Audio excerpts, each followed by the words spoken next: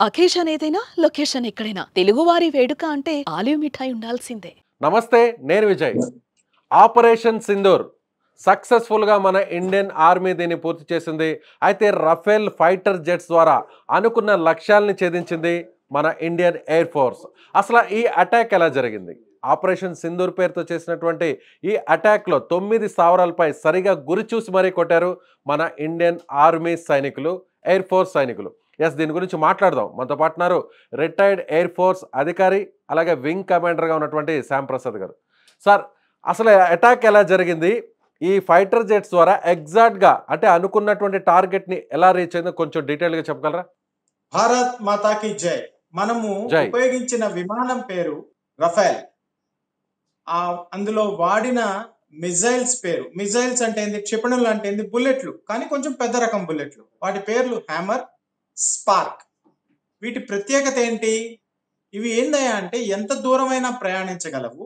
తర్వాత బుల్లెట్స్ కి తనకంటూ సొంత నావిగేషన్ వ్యవస్థ ఉండదు. ఈ క్షిపణులకి, మిజైల్స్ కి, స్పార్క్ అనే హ్యామర్ అనే ఈ మిజైల్స్ కి ఒకసారి వాటిలో ఫీడ్ చేసేసిన తర్వాత ఎర్రర్ మార్జిన్ మాక్సిమం 1 మీటర్ కూడా ఉండదు. అవి దూరం ప్రయాణించి తాను ప్రయాణ నిర్దేశం లక్ష్యం చేరిన తర్వాత 2-3 సెకన్ల తర్వాత బ్లాస్ట్ అవుతుంది. అంటే కంప్లీట్ అనిహిలేషన్ అంటారు. పూర్తిగా సర్వనాశనం చేయడం. అదే కదా ఆపరేషన్ సింధూరం అంటే. అంటే ఈ రఫేల్స్ ఎక్కడి నుంచి వెళ్ళుంటాయి సార్? ఈ ఫైటర్ జెట్స్ ఏ ప్రాంతాల నుంచి, అంటే ఏ ఎయిర్ బేస్ నుంచి వెళ్ళుంటాయి? మనకి హర్యానా, పంజాబ్ నిండా మనం ఎయిర్ బేస్లు పెట్టుకున్నాం సార్. మొదటి నుంచి సరిహద్దు ప్రాంతాల్లో అక్కడ మోహరించిన స్టేషన్ లో కూడా నేను ఉన్నాను అదృష్టవశాత్తు. ప్లస్ ఆపరేషన్ కారణాల వల్ల వాటి పేర్లు చెప్పలేను. చాలా కొద్ది ప్రదేశంలో ఉన్నాయి, చాలా తక్కువ డిస్టెన్స్ లో ఉన్నాయి. ఈ ఆపరేషన్ కి ముందుగానే 1 గంట 28 నిమిషాలకి ఇండియన్ ఆర్మీ చెప్పేసింది. 1:44 బయలుదేరాయి. 1:44 ప్రత్యేకత ఒకటి ఉంది. ఆ టైంలో అవేర్నెస్, సెన్సర్స్ పనిచేయడం లేదా మ్యాన్ పవర్ మత్తులో ఉంటుంది, నిద్ర మత్తు. దాన్ని మనం అంటాం కదా జనరల్ గా బ్రహ్మ ముహూర్తానికి ముందు తర్వాత. ఆ టైం చూస్ చేసుకోవడం కూడా మిలిటరీలీ చాలా కీలకమైన నిర్ణయం. ఇది ఆషామాషి వ్యవహారం కాదు. అంటే ఎలా చెప్పాలి సార్? అంటే చాలా కీలకమైన నిర్ణయం అని ఎలా అంటారు? దీని గురించి డీటెయిల్గా చెప్పగలరా? అంటే మామూలుగా సాధారణ డీటెయిల్ గా పౌరులకు కూడా అర్థమయ్యే విధంగా. తప్పకుండా సార్. ఎందుకంటే ఇప్పుడు మనకి రాడార్ వ్యవస్థ ఉంటుంది, మన నైట్ విజన్ కెమెరాస్ ఉంటాయి, ఇంట్లో మన సీసీటీవీ కెమెరాస్ ఉంటాయి, లేదా మన టీవీ పనిచేస్తుంది, లేదా మన మొబైల్స్ ఉంటాయి. ఆ సమయంలో సెన్సర్ శక్తులు గాని, రాడార్ శక్తులు గాని చాలా strongest point of a chain is the weakest link అంటాం. వీకెస్ట్ లింక్ అనమాట. ఆ క్షణాల్లో మన అవేర్నెస్, ఎక్విప్మెంట్ అవేర్నెస్ కూడా చాలా వీక్ ఉంటుంది. ఆ క్షణంలో మనం కొట్టాలి నేర్చుకున్నామంటే అక్కడ వాళ్ళ రాడార్లు మేల్కొని ఉండాలి, రాడార్లు ఆన్ లో ఉండాలి, వాళ్ళ కరెంట్ ఉండాలి అక్కడ. మనం అన్ని సర్వసన్నద్ధంగా చేసుకున్నాం. ఎప్పటి నుంచి? 12 రోజుల నుంచి. సో మొత్తం ఈ ప్రక్రియ ఎంతసేపట్లో పూర్తయింది? ఎన్ని నిమిషాల్లో పూర్తయి ఉంటుంది? అంటే మీరు అన్నట్టుగా హర్యానా ఎయిర్ బేస్ నుంచి మన ఫైటర్ జెట్స్ వెళ్ళుంటే ఎంత దూరం వరకు వెళ్ళాయి? ఎంతసేపట్లో అటాక్ చేసి మిసైల్స్ని లాంచ్ చేసి తిరిగి మళ్ళీ సేఫ్గా వచ్చేస్తుంటాయి? నేను క్రితంసారి మీతో చెప్పాను కదా సార్, 3 నిమిషాలు చాలా ఎక్కువ మనకి. మన పవరు ప్రపంచానికి తెలియాలి సార్. సింహం జూలు విదిలించడమే. 3 నిమిషాల్లో మనం వెళ్ళేసి వచ్చేయచ్చు.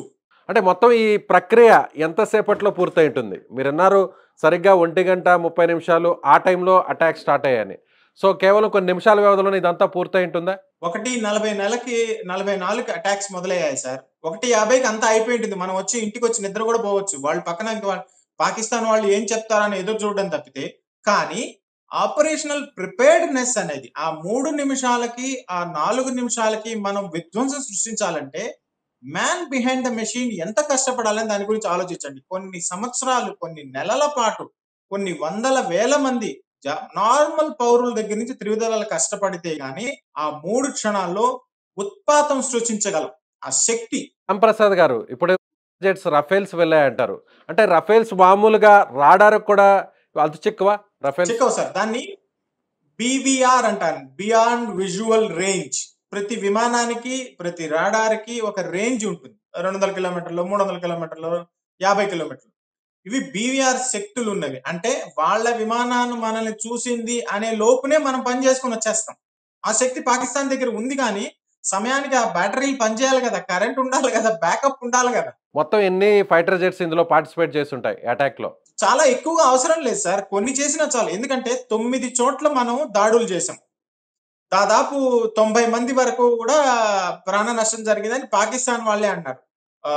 బహావల్పూర్, మురిక్కా, పిఓకేలో, తర్వాత పాకిస్తాన్ భూభాగంలో చాలా దూరం చొచ్చుకుపోయి 1971 తర్వాత మనం అక్కడికి వెళ్ళలేదు. అంటే ఏంది, కనీసం 3 కన్నా ఎక్కువ పార్టిసిపేట్ చేస్తుంటాయి ఈజీగా. అంటే మన భూభాగం నుంచి ఇప్పుడు ఆ ప్రాంతానికి ఎంత దూరం ఉంటాయి? అంటే ఒక రకంగా కామన్ మ్యాన్కి కూడా అర్థమయ్యే విధంగా సెకండ్కి ఎంత వేగంతో ఈ ఫైటర్ జెట్స్ దూసుకువెళ్తాయి? సార్ సెకండ్కి 300 కిలోమీటర్లు దాటేస్తాయి సార్. మనం పాకిస్తాన్ భూభాగంలోకి వెళ్ళి తిరిగి వచ్చాం. ఆశ్చర్యకరమైన విషయం ఏంటంటే పాకిస్తాన్ భూభాగంలోకి వెళ్ళి అంతర్జాతీయ బోర్డర్, ఇప్పుడు ఒకటేంది actual line of actual control, ఇంకోటేంది లైన్ ఆఫ్ కంట్రోల్. ఈ రెండు దాటి కూడా మనం పోయి వచ్చామంటే వాళ్ళ భూభాగంలో మన విమానం కనీసం 1-2 నిమిషాలు ఉండి ఉంటుంది డెఫినెట్ గా. కానీ వాళ్ళకి అంత శక్తి సామర్థ్యాలు లేవు, తిప్పికొట్టే సామర్థ్యాలు లేవు. ఈ లోపల మనం మిసైల్స్ వదిలేసాం, అవి పోయి అటాక్ చేసాయి. ఆ మిసైల్స్ వదిలేయగానే విమానం వెనక్కి తిరిగేయచ్చు, దాన్ని టర్న్ అరౌండ్ అంటారు, వెనక్కి వచ్చేసాయి. కాబట్టి ఈ 9 ప్రాంతాల్లో అటాక్ జరగడం నాకు తెలిసి 3 నిమిషాల నుంచి 9 లోపల జరిగిపోయింది. ఈ లోపల రియాక్ట్ అయ్యే శక్తి సామర్థ్యాలు పాకిస్తాన్ దగ్గర లేవు అని మొన్న బాలాకోట్లో ప్రూవ్ అయింది, ఇప్పుడు ప్రూవ్ అవుతుంది. అంటే ఒక నావిగేషన్ సిస్టమ్ ద్వారానే ఈ మిసైల్స్ అన్ని కూడా ఒక దాడిలో పాల్గొన్నాయనుకోవచ్చా? అంటే ఈ మిసైల్స్ అలా లాంచ్ చేశారనుకోవచ్చా, ప్రయోగించారనుకోవచ్చా? నేను ఇందాక చెప్పాను కదా, బుల్లెట్ కి తన స్వయం నావిగేషన్ శక్తి ఉండదు. ఇదేంది పెద్ద సైజ్ బుల్లెట్, కానీ దీనికంటూ తనకు ఒక సొంత బుర్ర ఉంటుంది. దాంట్లో కంప్యూటరైజ్ చేసేసి డేటా ఫీడ్ చేసేస్తారు.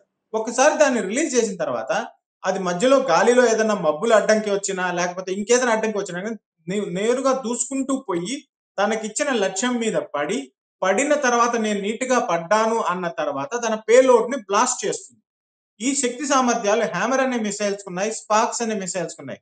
ఈ మిసైల్ పేలితే, ఈ హ్యామరాన్ కానీ స్పార్క్ మిసైల్ కానీ పేలితే ఎంత పరిధి వరకు దీని ఎఫెక్ట్ ఉండొచ్చు? మినిమం 50 మీటర్ల వరకు సర్వనాశనం అయిపోతుంది సార్. అక్కడ ఇంకా 10 ఏళ్ల వరకు ఏమీ చేయలేం. అంటే 50 మీటర్ల వరకు ఉన్నటువంటి భూభాగంలో ఎలాంటి కట్టడాలు ఉన్నా కూడా అవన్నీ కూడా పూర్తిగా కూలిపోతాయి. దాంట్లో ఉన్న చిన్న చిన్న ఉంటాయి కదా, చిన్న చిన్న ముక్కలు ఉంటాయి కదా, దాన్ని ఏమంటారు, తునకలు. ఆ తునకలు దూరుకుపోతాయి. ఆ మనుషులకు ఇంకా బతికే ఛాన్స్ లేదు. ఇప్పుడు మనకు వస్తున్నారు ప్రతి నిమిషానికి అన్ని ఛానల్స్ పెద్దగా అరుచుకుంటూ చేస్తున్నారు. మీలాగా ప్రశాంతంగా ఇంటర్వ్యూలో విషయాలు అడగటం లేదు కదా, వాళ్ళందరూ ఓని గొడవలు చేస్తున్నారు. దాంట్లో తెలియాల్సిన విషయం ఏమిటంటే వాళ్ళ ప్రాణ నష్టం పెరుగుతూనే పోతూ ఉంది.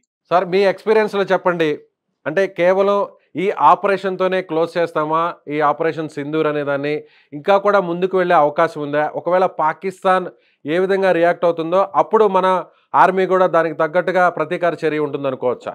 ముందుంది ముసళ్ళ పండగ అంటారా? Right sir, thank you. So ఇది ఇండియన్ ఎయిర్ ఫోర్స్ మాజీ అధికారి వింగ్ కమాండర్ శ్యామ్ ప్రసాద్ గారు చెప్తున్నట్టుగా ముందుంది ముసళ్ళ పండుగ. ఇది జస్ట్ శాంపిల్ మాత్రమే. మన రఫేల్స్ ఫైటర్ జెట్స్ కేవలం నిమిషాల వ్యవధిలోనే 100 కిలోమీటర్ల దూరంలో ఉన్నటువంటి లక్ష్యాలను టార్గెట్ని రీచ్ అయ్యి అక్కడ మిసైల్స్ని లాంచ్ చేశాయి. అంటే ఈ మిసైల్స్ హ్యామర్, స్పార్క్ అనేటువంటి మిసైల్స్ నావిగేషన్ సిస్టమ్ ద్వారా ఏదైతే టార్గెట్ని ఇస్తుందో ఆ టార్గెట్ని రీచ్ అయ్యేంత వరకు నేరుగా చాలా సేఫ్గా వెళ్తుంది. అక్కడ టార్గెట్కి వెళ్ళిన తర్వాత మాత్రమే అది బ్లాస్ట్ అవుతుంది అని చెప్పారు. కానీ ఇలాంటి ఫైటర్ జెట్స్ని పాకిస్తాన్ రాడర్ సిస్టమ్ కూడా కనుగొనలేని విధంగా మన ఫైటర్ జెట్స్ దూసుకు వెళ్ళి కేవలం నిమిషాల వ్యవధిలోనే వెనక్కి వచ్చేసాయని చెప్తున్నారు. మీరేమనుకుంటున్నారు? మీ అభిప్రాయం ఏంటి? కామెంట్ చేయండి.